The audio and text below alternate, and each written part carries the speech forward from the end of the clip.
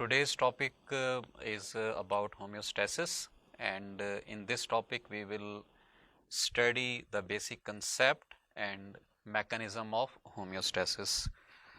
सबसे पहले हम homeostasis की meaning और definition की तरफ आते हैं और this homeostasis is actually combination of two words, homeo and stasis. Homeo हम कहते हैं कांस्टेंट को और स्टेसिस हम कहते हैं स्टेट को। तो आप इसको जनरली कह सकते हैं कि maintenance of the constant state of the internal environment as compare to changes in the external environment, इसको हम होम्योस्टेसिस कहेंगे। या आप इसको इस तरह से भी डिफाइन कर सकते हैं कि maintenance of the internal environment as compare to the external environment to maintain health and normal functioning of the body और organ.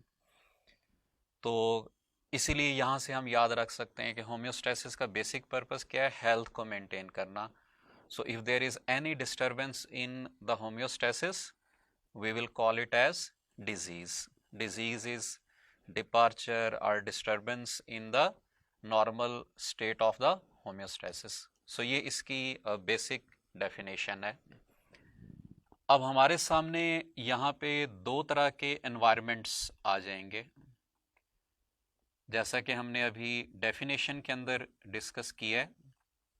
One is the internal environment and other is the external environment.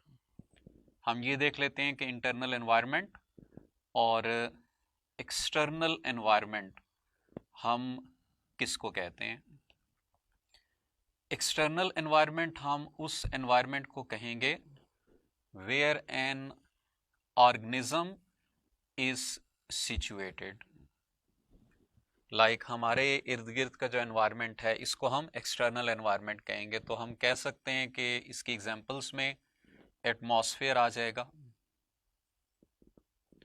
इसकी example के अंदर fresh water आ जाएगा, या इसी तरह से इसकी एग्जांपल में मेरीन वाटर आ जाएगा। All these are the examples of external environment. इसके अपोजिट इंटरनल एनवायरनमेंट हम किसको कहते हैं, वेयर टिश्यूज आर सिचुएटेड। तो हमारी बॉडी की जो टिश्यूज का सराउंडिंग एनवायरनमेंट होगा that will be called as internal environment. अब आपको पता होगा कि टिश्यूज के अराउंड मौजूद होते हैं इंटरस्टिशियल फ्लूइड। तो इस इंटरस्टिशियल फ्लूइड को हम इंटरनल एनवायरनमेंट का नाम देंगे। इसी तरह से हमारी बॉडी के अंदर मौजूद plasma, that is an important part of blood, और lymph, these also constitute internal environment. So यहाँ पर हम डेफिनेशन में यही चीज़ बता रहे थे कि इस इंटरनल एनवायरनमेंट को मेंटेन रखना as compare to changes in the external environment, that will be called as homeostasis. दो और इम्पॉर्टेंट टर्मिनोलॉजीज हैं जो आपने यहाँ पर याद रखनी है इसकी डिटेल्स पे जाने से पहले।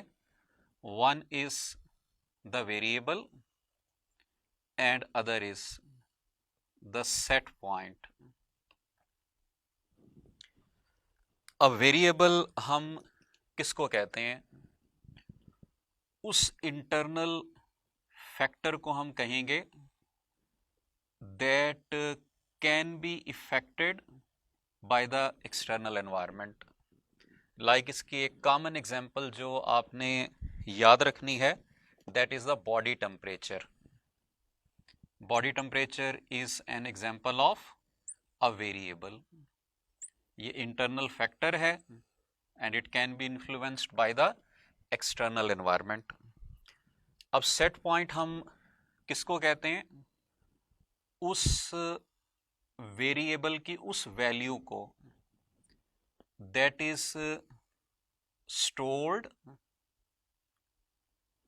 In the memory of the body, यानी ये हम उस वैल्यू को कहेंगे जिसके ऊपर इस वेरिएबल ने स्टे करना है या जिसकी इंफॉर्मेशन बॉडी के अंदर स्टोर्ड है। जैसे हमने अभी ऊपर वेरिएबल में बॉडी टेम्परेचर की एग्जांपल दी है, तो हमारे बॉडी टेम्परेचर को मेंटेन किया जाता है 36.1 से 37.8 डिग्री सेल्सियस टेम्परेचर के ऊपर। तो ये जो 36.1 से 37.8 डिग्री सेल्सियस टेम्परेचर है, this will be called as set point. उसके बाद अब हम ऑनवर्ड चलते हैं towards the components of homeostasis. उन कंपोनेंट्स को हम देखेंगे जिन्होंने होम्योस्टेसिस को मेंटेन करना होता है। इसमें आपने 3 इंपॉर्टेंट कंपोनेंट्स को याद रखना है। नंबर 1 और द रिसेप्टर्स, इनको हम रिसेप्टर्स का नाम दे सकते हैं और we call them as sensors. अब इन रिसेप्टर्स या सेंसर्स का काम क्या होगा? टू डिटेक्ट द स्टिमुलस और to detect the change in the environment. Environment के अंदर जो भी चेंज हो रही होगी, जैसे टेम्परेचर का बढ़ना, टेम्परेचर का कम होना, इसको जो डिटेक्ट करेंगे उनको हम रिसेप्टर्स का नाम देंगे। उसके बाद सेकंड कंपोनेंट हमारे पास आ जाता है कंट्रोल सेंटर। हम इसको कंट्रोल सेंटर कहते हैं या हम इसको इंटीग्रेटर का नाम भी देते हैं। अब इसका काम क्या होगा? इसका काम होगा इंटीग्रेट करना। इंटीग्रेट किसको करेगा? रिसेप्टर्स और इफेक्टर्स को। यानी इसने रिसेप्टर से इंफॉर्मेशन को रिसीव किया और रिसीव करने के बाद इसने उसको इंटीग्रेट करना है और फिर उसके बाद इफेक्टर्स की तरफ मैसेज को कम्युनिकेट करना है। तीसरे कंपोनेंट में हमारे पास आ जाएंगे इफेक्टर्स, और इफेक्टर्स हम उनको कहेंगे that will show response according to the change to maintain the homeostasis. यानी इफेक्टर्स रिस्पॉन्ड करेंगे और जो चेंज आई है उस चेंज को दोबारा नॉर्मल स्टेट की तरफ लेकर जाएंगे, होम्योस्टेसिस की तरफ लेकर जाएंगे। हम यहाँ पर 2 तरह की एग्जाम्पल्स को डिस्कस करेंगे इस होम्योस्टेसिस के प्रोसेस को एक्सप्लेन करने के लिए। One example will be from the physical control system, और उसमें हम एग्जाम्पल डिस्कस करेंगे इंक्यूबेटर की, कि इंक्यूबेटर के टेम्परेचर को किस तरह से मेंटेन किया जाता है। और दूसरी एग्जाम्पल हम डिस्कस करेंगे बायोलॉजिकल कंट्रोल सिस्टम की, और इस बायोलॉजिकल कंट्रोल सिस्टम में we will discuss about human body के टेम्परेचर को किस तरह से मेंटेन किया जाता है। तो first we will come towards the example of physical control system. अब आपने यहाँ पर इंक्यूबेटर को जहन में रखना है कि सपोज इंक्यूबेटर का टेम्परेचर अगर कम होता है तो यहाँ से इस चेंज को डिटेक्ट करेगा sensor. Sensor will send message to thermostat, और थर्मोस्टेट क्या करेगा? ये हीटिंग कॉइल को ऑन कर देगा। अब जैसे ही हीटिंग कॉइल ऑन होगी अल्टीमेटली टेम्परेचर इंक्रीज होगा और इंक्रीज होकर दोबारा नॉर्मल लेवल पर चला जाएगा। ये तो एक सिंपल एग्जांपल है हमारे सामने इंक्यूबेटर की। सेम इसी के पैरेलल अब हम एग्जांपल देख लेते हैं ह्यूमन बॉडी की। ह्यूमन बॉडी में सपोज अगर टेम्परेचर होम्योस्टेसिस से इंक्रीज हुआ है तो इस इंक्रीज टेम्परेचर को डिटेक्ट करेंगे thermoreceptors.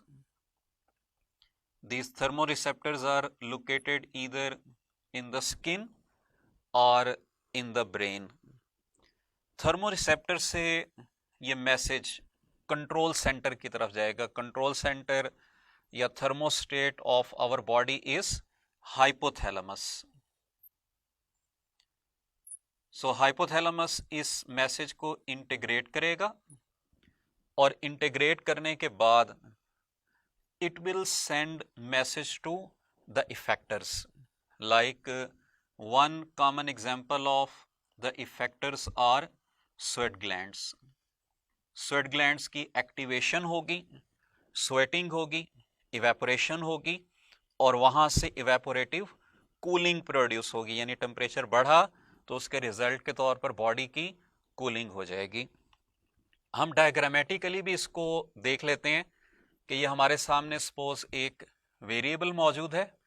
This variable is at the constant level और ये उसके अंदर चेंज है कि जब भी कोई स्टिमुलस अप्लाई होगा सबसे पहले स्टेप में इट विल कॉज चेंज और will cause imbalance in this homeostasis. अब यहां से इस चेंज को सबसे पहले डिटेक्ट करेंगे रिसेप्टर्स या सेंसर्स। रिसेप्टर्स या सेंसर्स ने इसको डिटेक्ट किया और एफरेंट पाथवे के जरिए ये मैसेज ट्रांसफर होगा टुवर्ड्स द कंट्रोल सेंटर और इंटीग्रेटर। कंट्रोल सेंटर या इंटीग्रेटर इसको इंटीग्रेट करेगा, एक प्रॉपर रिस्पांस को जनरेट करेगा और उस रिस्पांस को एग्जीक्यूट करवाएगा थ्रू इफेक्टर्स। अब इफेक्टर्स तक ये मैसेज ट्रांसफर होगा थ्रू द इफरेंट पाथवे, यानी रिसेप्टर से कंट्रोल सेंटर तक एफरेंट पाथवे यूज होगा, कंट्रोल सेंटर से इफेक्टर तक इफरेंट पाथवे यूज होगा और उसके बाद इन इफेक्टर्स का काम क्या है, इसको दोबारा बैलेंस पर लेकर आना, यानी होम्योस्टेसिस के लेवल पर इस वेरिएबल को वापस लेकर आना। तो ये ओवरऑल हमारे सामने बेसिक कंसेप्ट है होम्योस्टेसिस का, जिसमें हमने डिस्कस किया कि होम्योस्टेसिस है क्या, हम इसको डिफाइन कैसे करते हैं। एनवायरनमेंट की दो टाइप्स हमने पढ़ी हैं, internal and the external environment. उसके बाद वेरिएबल हम किसको कहते हैं, सेट पॉइंट किसको कहते हैं, होम्योस्टेसिस के कंपोनेंट्स कौन कौन से हैं, और दो तरह की एग्जांपल्स को हमने डिस्कस किया, one from the physical control system और second from the biological control system.